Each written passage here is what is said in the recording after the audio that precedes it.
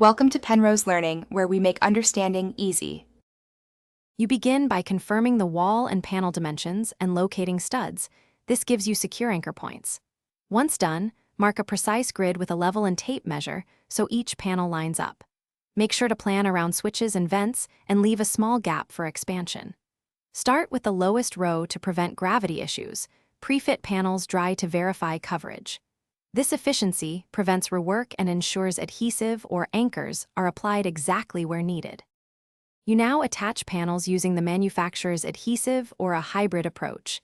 Adhesive plus a fastener where possible. Spread adhesive in even beads and press each panel firmly, holding or clamping for the initial set. Make sure panels align to your grid and check vertical plumb as you go. Small shifts compound quickly across a wall. Once panels cure, apply acoustical caulk in seams to block leaks and add corner traps where reflections concentrate. This combination gives both bonding strength and continuous acoustic performance.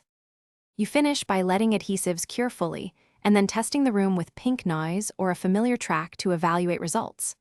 Walk the room and listen for residual flutter echoes or bass nodes, move movable baffles or add bass traps where needed.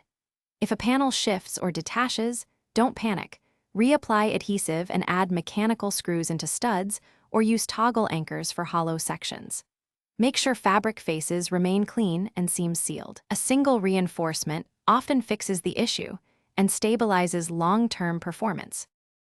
Thanks for watching. If this was helpful, leave a like and consider subscribing. See you next time.